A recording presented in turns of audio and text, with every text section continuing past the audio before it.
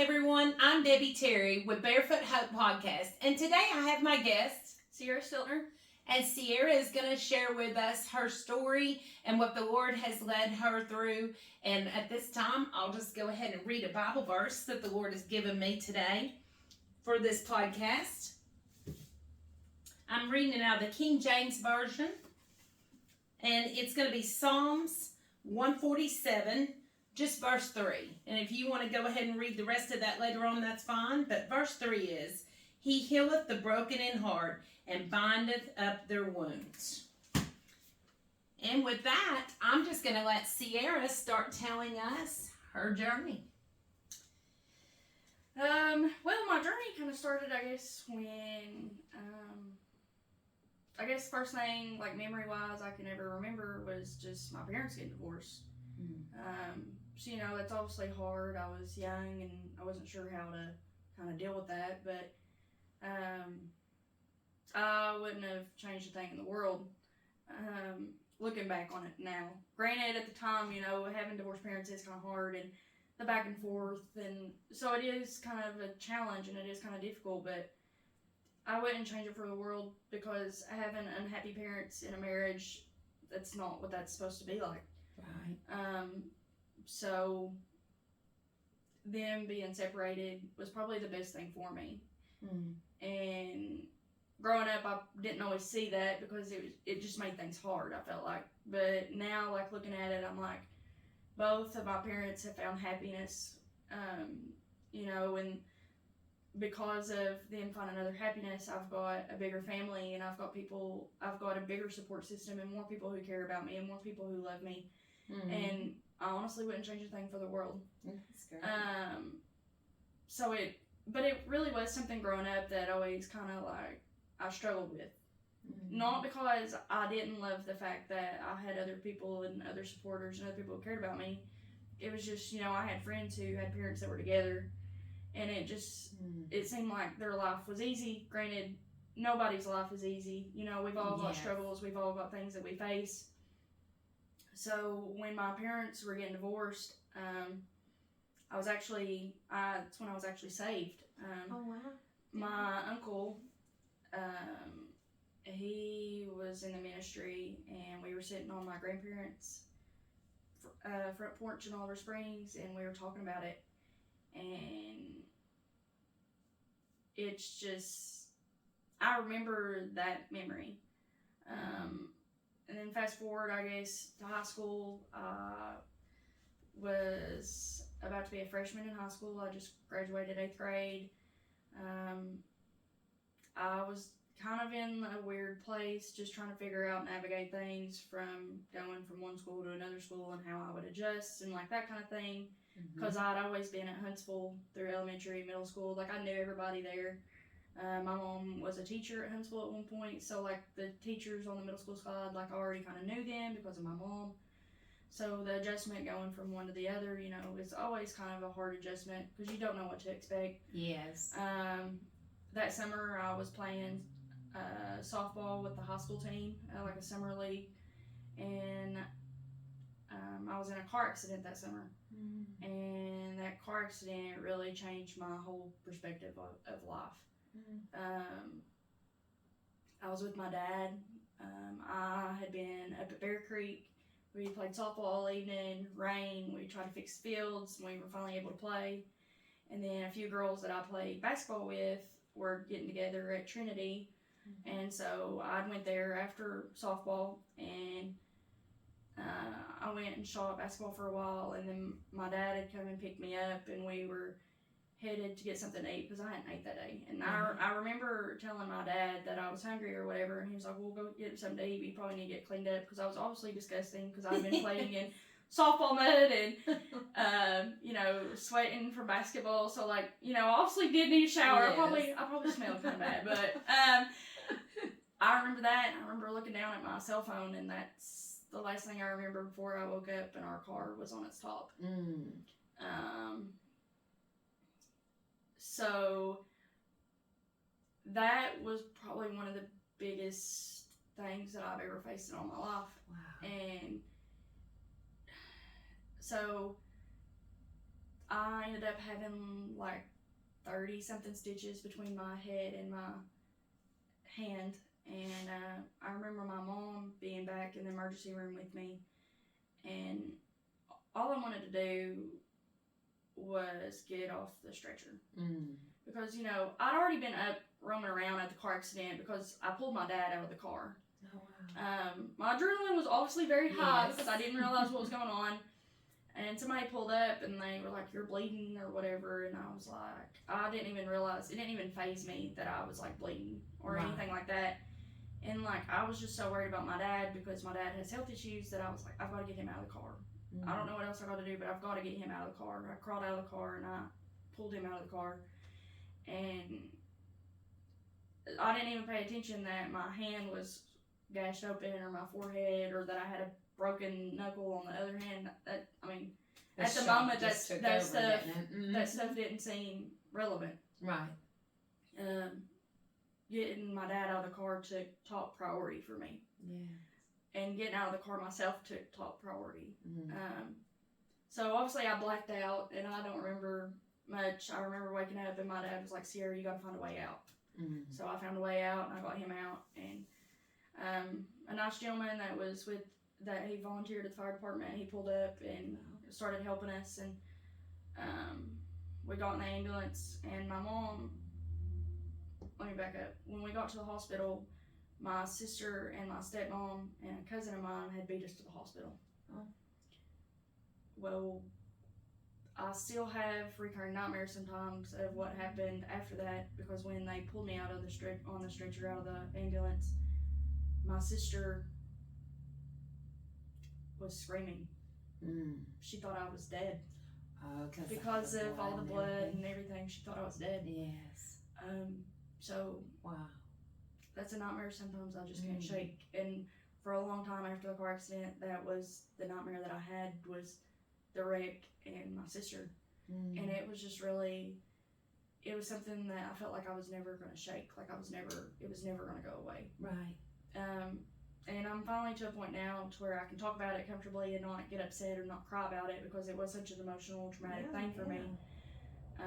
But anyway, while we were at the hospital, I wanted to move. I wanted to, and because after being strapped down for so long, you just want to move. Yeah. You can't.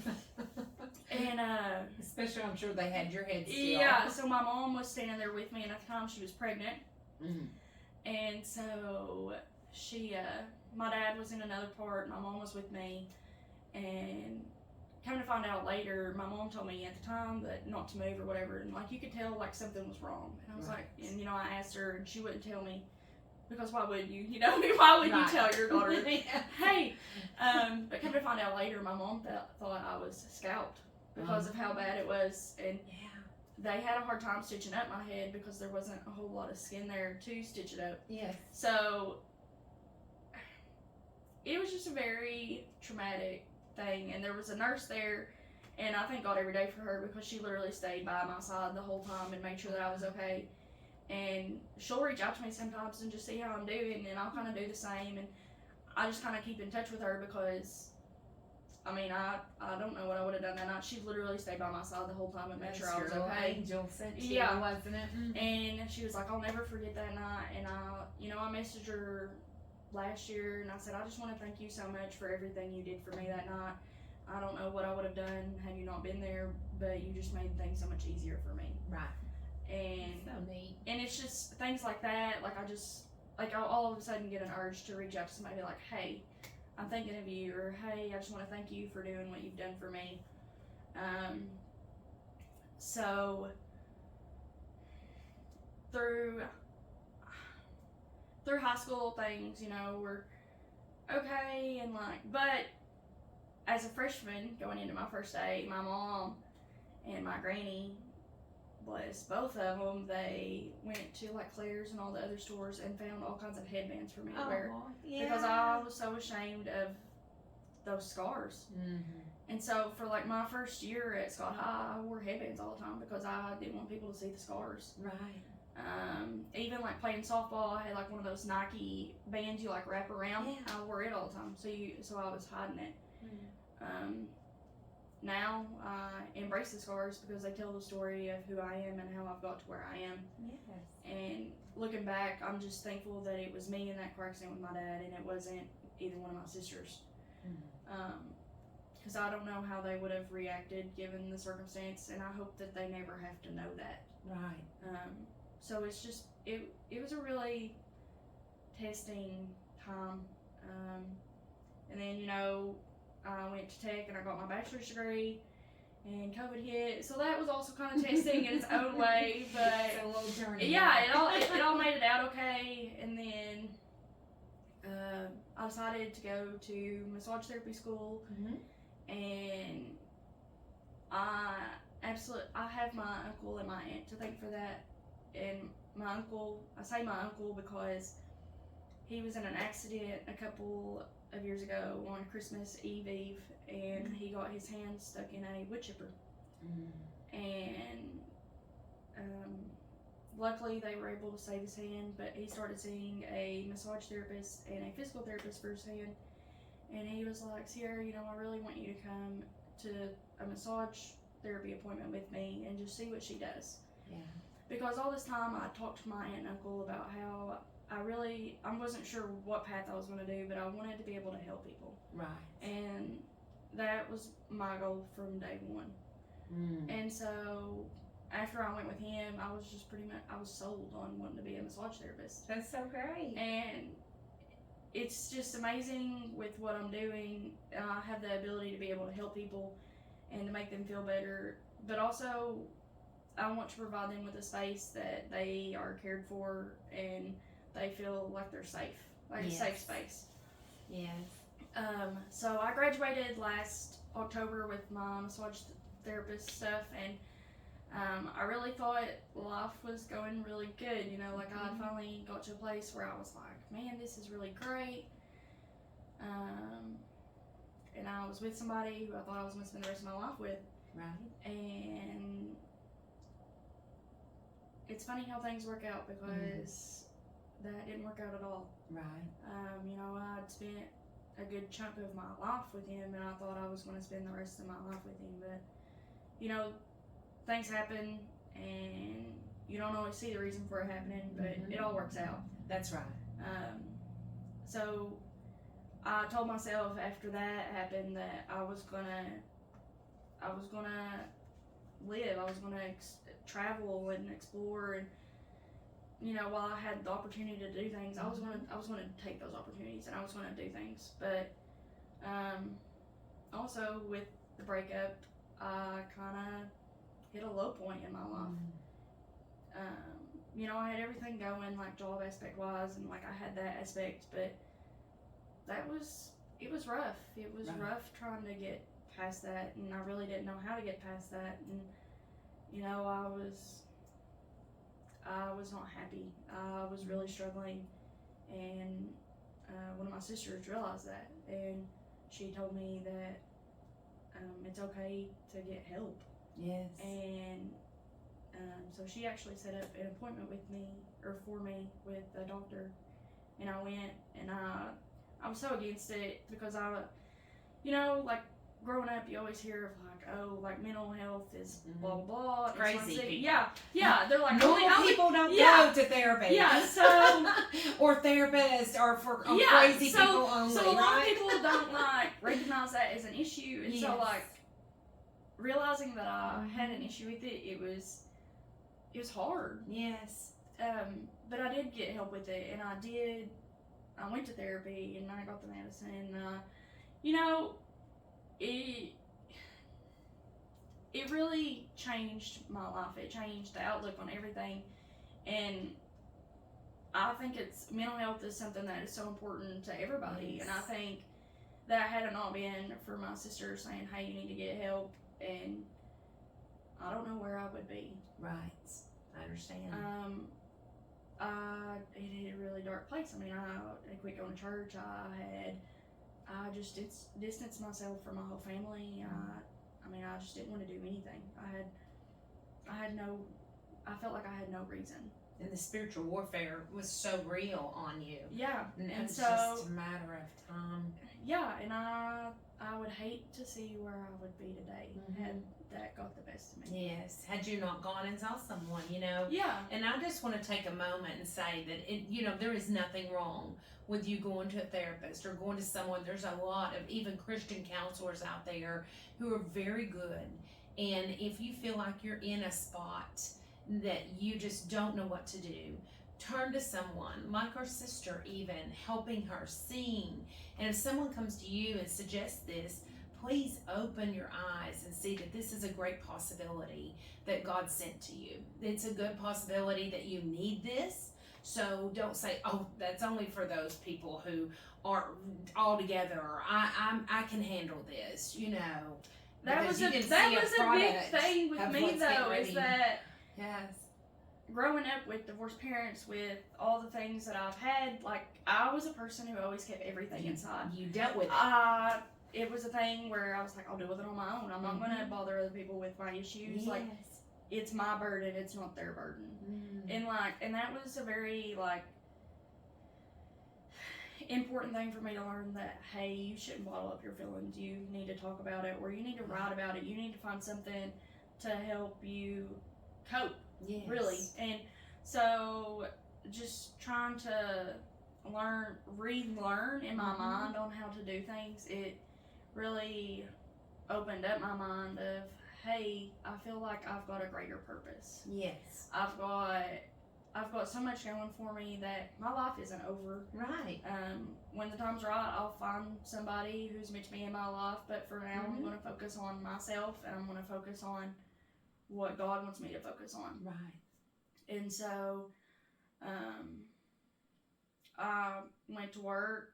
I have traveled a little bit this past year, and I've really enjoyed myself. I feel like I've really got to know myself as a person, and I feel like that was something that I had lost. I feel like I had lost the sense of who I was because I was with that guy for so long that I felt like I kind of lost who I was as a person. You do. And so I've really just taken this time to find out who I am as a person. Yes. And I couldn't be more thankful for the time that I've had. There's so many things that we face on a day-to-day basis, but I'm so thankful that I have the support system that I do. Yes, that's so important. Yeah, and I have my younger sister. She's going to college right now in Danville, Kentucky. She's a basketball player up there, and honestly, I could not be more thankful for her. Yeah. A lot of days, she is what gets me through. She just being able to talk to her about things and her actually understand kind of, because we obviously grew up together, so she knows what we've dealt with together, and so having her there just makes everything so much better. That's so special. And if you would have told me that me and my sister would be best friends today, I probably would have laughed in her face, because growing up she was a pain. Yes. But it's just really nice to see that we have become she really is my best friend. That's so sweet. And I love her more than anything in this world. And if anything ever happened to her, I don't know what I would do. But with that, I am actually starting a new business. Yes. Opening Monday.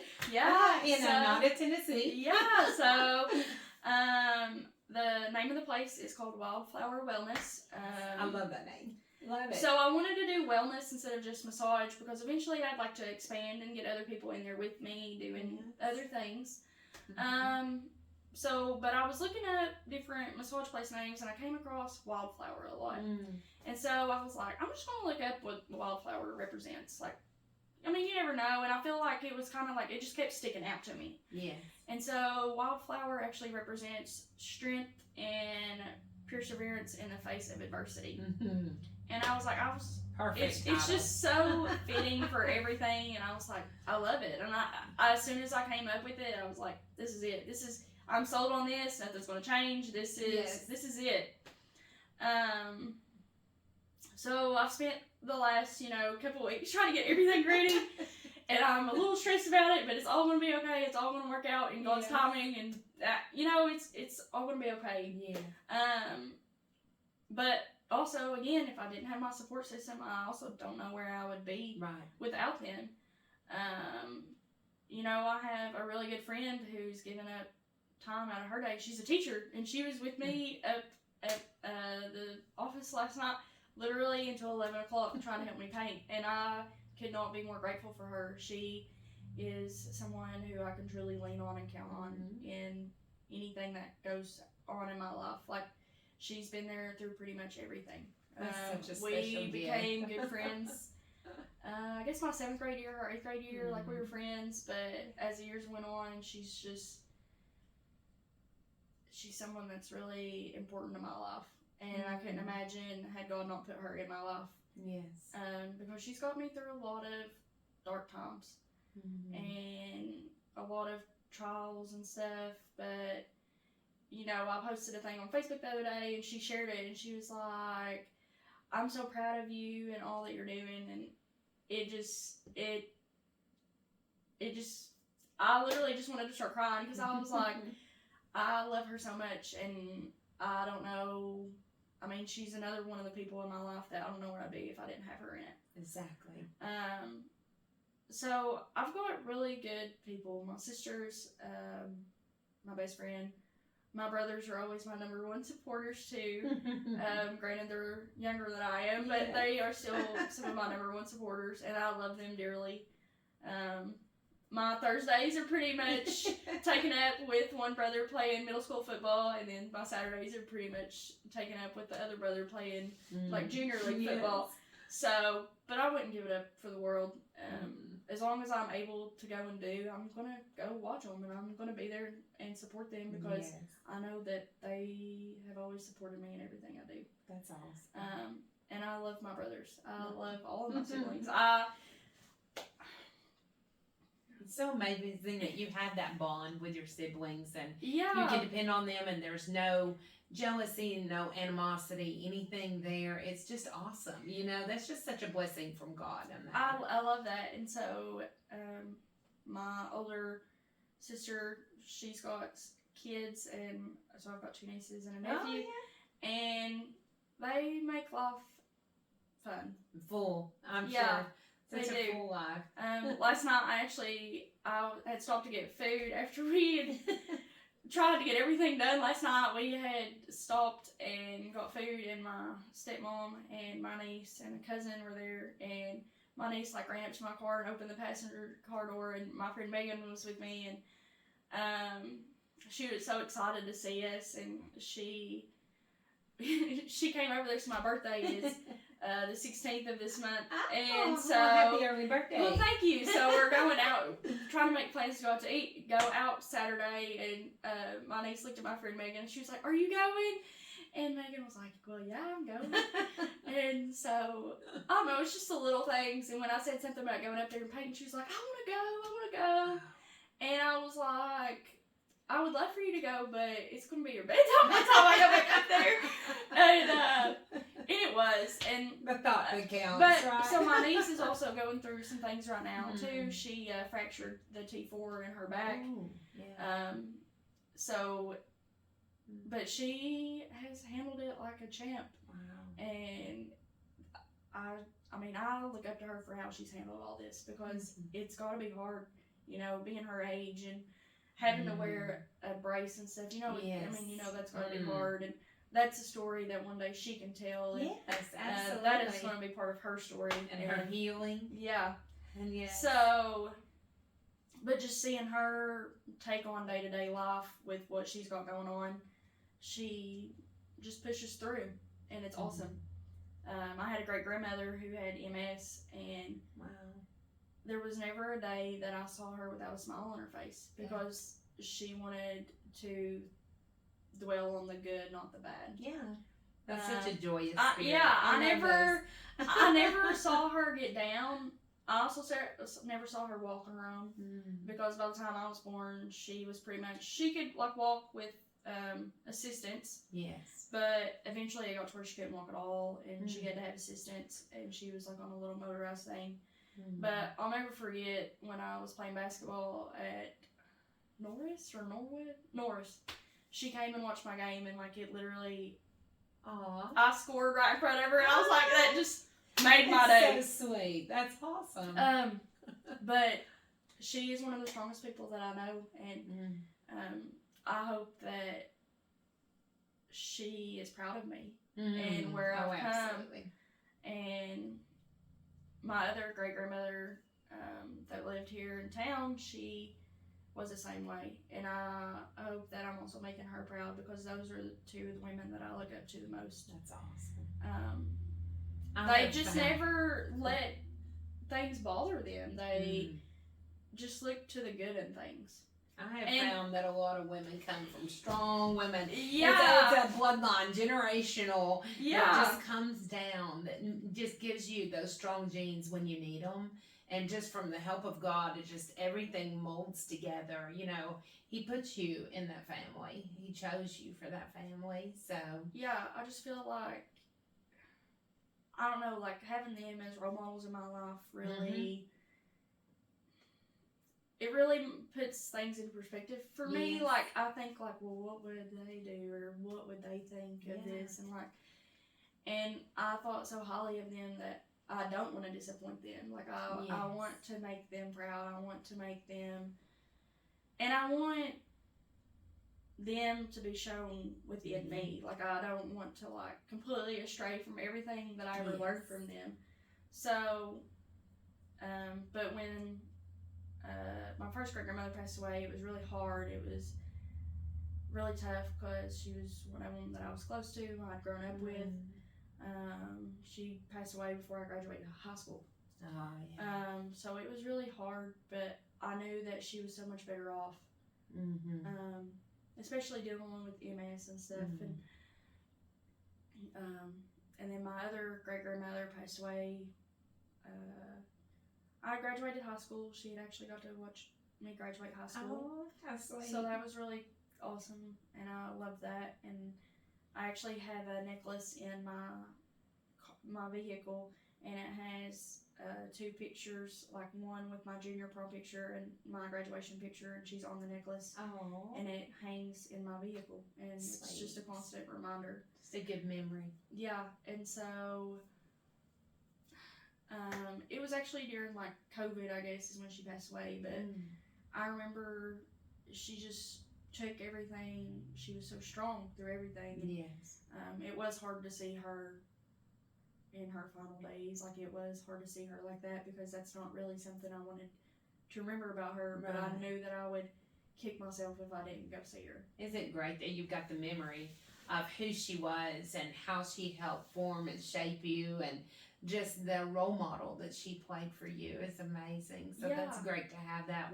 We're so blessed, you know, to have that. I had that as a mom and as a grandmother, and I'm so blessed, and you're so blessed to have that, because there's so many that never even got to meet their parents, you know, their moms or their grandmothers or anyone. So. I am very fortunate to have my parents and all my grandparents still alive. I am very fortunate in that aspect, and the day that one of them passed away, I really don't know what I'll do with myself, because I'll probably be beside myself. Well, you'll lean on God. Yeah, definitely. As you have already. Yeah. Your faith has pulled you through so much. It just has. the short time that I got to meet you, your faith is what has really just, I recognize that faith, because I myself have leaned on my faith more than not throughout my life. Yeah. And when those hard times come, you know, there is great things, and you can also depend on God and the faith to bring you through it. Yeah. So it's so amazing what can happen there.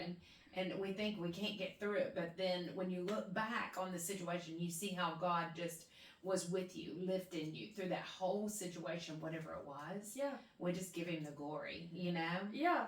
And so, it's amazing. So my papa, you know, everything, I've been so stressed out and everything, and he was like, Sierra, I just want you to know that you're handling all this really well, and I'm really proud of you. And I was like, well, thank you, but I feel like I'm having a bit of a breakdown on the inside, but thanks so much for that. Tell us about your bracelet. Okay, your sister. I love that story. So my bracelet, I wear this blue bracelet all the time. It is a mental health awareness bracelet. So when everything started happening at the end of last year, beginning of this year, my sister got it for me, and she also has one. And it just represents, to me, it represents not only my sister, but the battles that we've both gone through with our mental health. Yes. And individually and together. But anytime I have this bracelet, it's just a constant reminder of her to me. You'll never catch me not wearing this bracelet. Right. If you do catch me not wearing it, like if I'm giving a massage or whatever it may be, it's going to be in my pocket. It's always So with sweet. me. Since she gave this to me, I have not taken it off. Oh. It's just a representation of things that me and her have gone to me, and it's just a little bracelet. Like, it's something simple, but to me it means so much more. Yes. Such a sweet reminder. Yeah, and a lot of people just see the bracelet and they're like, oh, she's got a bracelet on, but to me it's so much more than just a bracelet. It's mine and her journey and what we've gone through with our mental health, and I like I said, I don't know where I'd be without her. So it's just a good little reminder to know that she's there. And the other day we were on the phone, and before we hung up, she said, I just want you to know that I'm so proud of you. That's amazing. And it's just things like that that kind of get me, and I'm just like, I feel like I'm falling so far behind, but to have these people here who support me and they're proud of me, let me know that I'm on the track that I'm supposed to be on. Yes. So with my new shop opening, one thing I want to get out of that is money is great. Don't get me wrong. Like, it is good to make money. You got to make money to live. Yes. Pay your bills. But with that being said, my main goal is to always help people. I want to make them feel better. I want, when they leave, I want them to not only feel better physically, but mentally, and get that release. And what a lot of people don't know is that your muscles store memory. Right. So sometimes some of those muscles might hold traumatic memories. Yes. And so, sometimes you get clients that come in and you're working certain areas of the body and they just bust down tears. And it's a traumatic, it's nothing that they've done or that you've done, it's just a traumatic response to you working that muscle tissue. Yes. And so what I want people to get out of the space is, I just want them to feel safe and that they're heard and that their concerns are valued. I don't want them to come in and feel like them tell me this is what's going on and then feel dismissed. Right. Like, I want them to feel like all their needs or whatever is met during that time, whether it's 30 minutes, an hour, hour and a half. And I just want them to feel like if they need to talk to somebody, they can talk. They can let things be heard. And, I mean, they can be heard as people. And it's, I feel like that is a big thing. And I feel like growing up, I was always the friend that listened to everybody. And yes, I can tell you're a good listener. yeah, but I feel like sometimes that wasn't given back in respect to me. But I know that I was put in that person's life for a reason. Yes. And whatever that reason may be, we'll find out. But I feel like being a big listener is the most important thing, especially when people are going through things. So I've really just, I want to incorporate in my practice that you are listened, you are heard, you are valued, you are cared for, and you are loved. Yes. And you'll even pray for them. Yeah. I can tell. Yeah, I will. You need me to pray for you? I'll pray for you. Yes, I can tell. Let's share your name of your business again that you're opening up on Monday and the location so people watching can know. Okay, so the name of the business is Wildflower Wellness. I will be located at 18722 Alberta Street in Oneida. It's kind of across from the hospital. Right before you get to the Scott County Hospital. Yeah.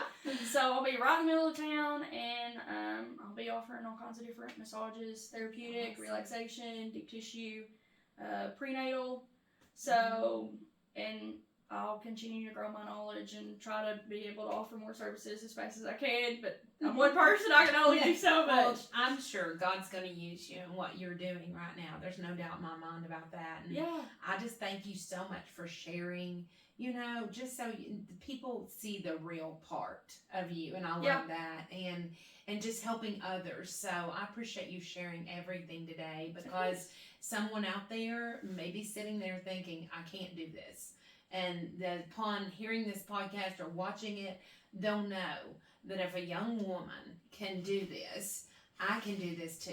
And so we just want to be that hope that we share for people. That's what this is all about, is to share the love and hope of God and just what's going on the journey. Yeah. So thank you so much Of for course. being with us. Thanks for listening. And we invite you to go to debbieterry.com and you can see the other podcasts that we have done previously. And we have one every month, so we will see you next month. Have a great day. See ya. See ya.